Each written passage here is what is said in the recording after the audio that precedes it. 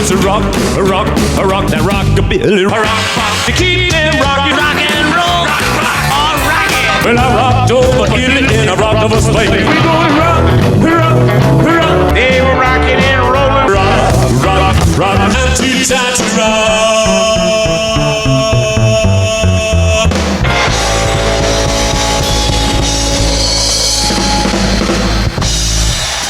Well, all right.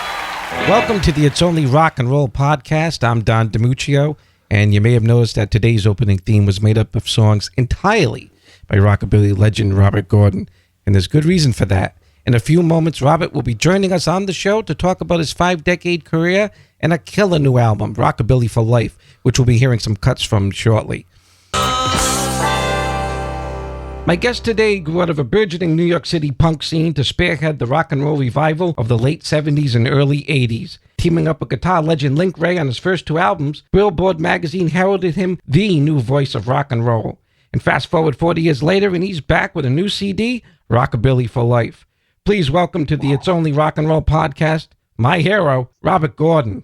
Good morning, Robert. Hey, Don, how you doing, man? How you doing? Hey, we're doing all right. Thank you for classing up the joint by agreeing to be on the show. My pleasure. One thing I know about you is that you've been touring constantly, and it must be killing you not being able to be on the road because of this crazy corona thing. Yeah. In fact, I lost a lot of work because of this thing. I'm a little upset about that, but what can you do? We're all in it together, and it's not going to last forever. No, it's not. And I know you reject being labeled as a rockabilly artist. So if someone didn't know who Robert Gordon was, how would you describe your sound and what you do? Well, I got tagged with the rockabilly thing because that's what I first started doing back in the day, with Link Wray. But we're really all about rock and roll, man. I mean, there's more just straight ahead rock and roll in my show than rockabilly. So, but it's a combination. I'd say it's a roots kind of music. It's good time rock and roll, man.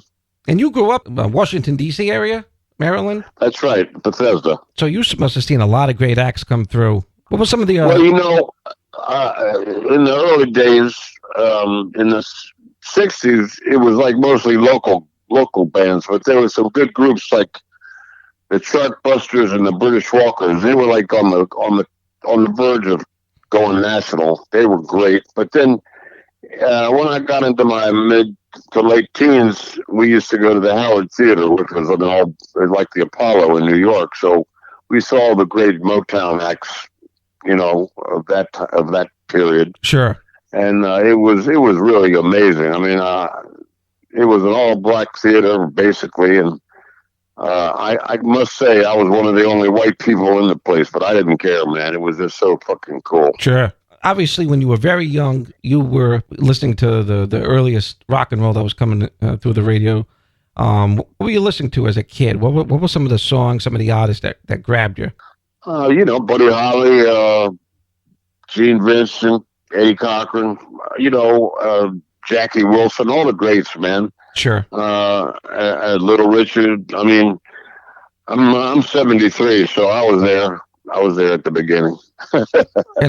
And I know you're not fond of the whole British invasion thing. I've heard that. That's not true, man. I love the British invasion shit.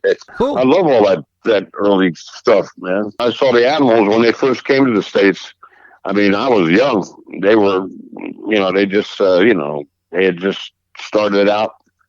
I remember, actually, it must have been early 60s, yeah. So, yeah, I mean, I was into all that stuff, man. I mean, I love the Kinks. I love the Zombies, man. I loved all that stuff.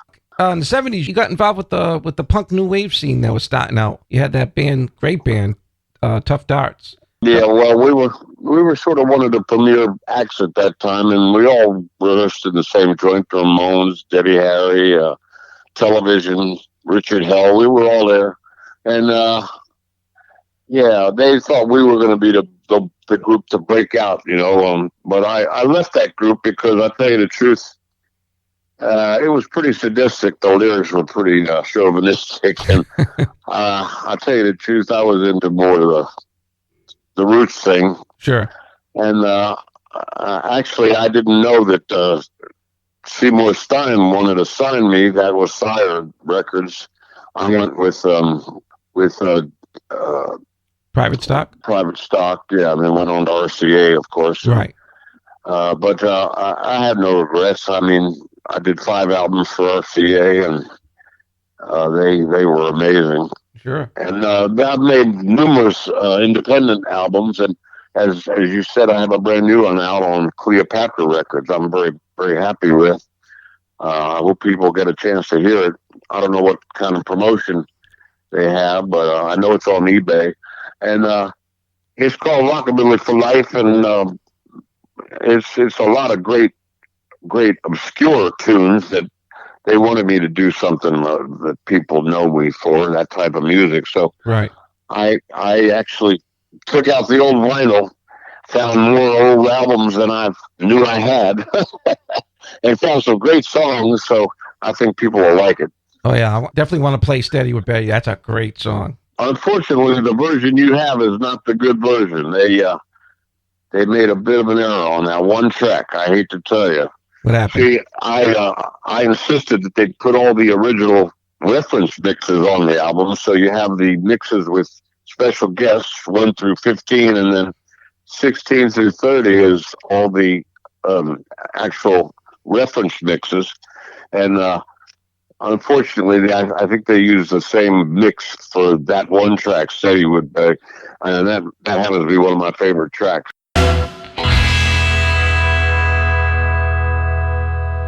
There's a lot of great songs on there. Oh God, yeah. And the special guest you have on there is pretty cool. I do like that you did both the versions with the special guest and the ones without. And I prefer the ones without, to be honest with you. That's what people are saying, and that's why I did it, because I agree. They're way better. How did that work out? I mean, you got like Paul Schaefer, Steve Cropper, Dave Albin. Did you guys... Yeah, well, they're the ones that picked the guests, not me, so... Did you record together, or did their parts... No. They took the tracks that you hear, the original versions, 16 through 30, and just, I guess they just sent them the track, and they put their thing over it. That's how that was done. They were not down there. I did the record in Texas, down in Austin, Texas. Yep. And all the vocals are live, and I sang with the band, so that's what you're hearing on the second half of that album. Is what came over the microphones live. So, well, we're going to play a couple tracks off it. It's cool. Fantastic. Can I back up a little bit? Now, 𝗃𝗄𝗃𝗃 played a pretty big role in your career. I don't know if I'm pronouncing his name right. Well, yes, you are. That's true. He was well known back in the day for doing things with Hang On Sloopy and My Boyfriend's Back, and of course he took Blondie to the first place, and then it became popular after they split with him, actually. Yep. But he was there during that whole scene. In fact, he was Seymour Stein's partner before he went on his own. And he saw me with the 𝗃𝗃𝗃𝗃, and he wasn't that impressed with the band, but he liked me very much, and became my manager and then producer. I mean, producer first, and then I don't think by law you can be both. Right. But he was my producer, and it took me to Private Stock, and then of course RCA bought out my contract, which was a thrill for me, being on Elvis Presley's label. Oh God, yeah. So I felt that I had made it at that point, because that's really, as a kid growing up, I always dreamt of being on a real record label. I mean, I've been singing in public since I was 15 years old, so it's been quite a while. I've been doing this all my life. Some of that's available online. I was listening to it last night. Somebody has some of those early... Unfortunately, they got out there somehow. Yeah, pretty scary stuff. But super cool, though. Oh, thank you. Fresh Fish Special. That's, for me and my friends and the musicians I know, that's a masterpiece. That is your Sgt. Pepper. Oh, that's a good album. That was one of the first ones with Link Wray. Yeah. You know, you had an amazing knack for recording great tunes written. I know you've done some writing yourself, but Bruce Springsteen wrote Fire and gave it. Yes, he did, and he gave me the song. Yes, he did. Bruce and I were very close back in the day. He used to come to my shows and vice versa. And actually, I just saw him not too long ago. You know, he did that big show on Broadway, and right. I was invited down. It was great to see him. It's been many years. So, I've had a lot of great songs over the years. I've discovered some great artists like Marshall Crenshaw, Someday, Someway, and Yep. a lot of great songs. I do write, as a matter of fact. Unfortunately, the people want to hear the other stuff, the basic rockabilly, or that early stuff that I've recorded. And I've always recorded a number of country and western tunes on my albums too. I love country music. Sure. Yeah, but I think one of the best albums is "Are You Gonna Be the one with Danny Gatton. Oh yeah, I was gonna ask you about working with Danny Gatton. Yeah, he was a sweetheart, and I'll tell you, he was great in the studio. He was amazing. And of course, Chris Spedding. I've always worked with great guitar players. That's always been my thing. Sure. Chris Spedding came in after Link, and actually, I still work with Chris. We do a tour a year, a small one, because he's out there with Brian Ferry. Yep. And in Europe quite a bit. So. And he comes from a completely different pedigree than a Link Wray. I mean, here's a guy. Absolutely. Yeah. Link was a redneck guitar player, and Chris, of course, is very avant-garde, and Danny was just a great all-around player. I mean, they're all great in their own way. And I know you've had some people, like you said, Bruce Springsteen's an admirer of yours. You had Stevie Ray Vaughan join you on stage at the Lone Star. Oh, yeah, a lot of them. I can't even remember them all. Joe Walsh, lots of great ones. Bob Dylan invited me to his apartment when we were in the UK. He came to our show and was pitching songs to me. He showed me 9 new songs, and I was so narrow-minded back then. I didn't take any of them like an idiot. I should have taken them all. He really did offer me all this. So anyway, my bass player, Tony Garnier, has now been with him for like close to 30 years. Right. He took my bass player, but I wish Tony all the best, of course. Sure. I've had some great players. Anton was on David Letterman for many years, the drummer.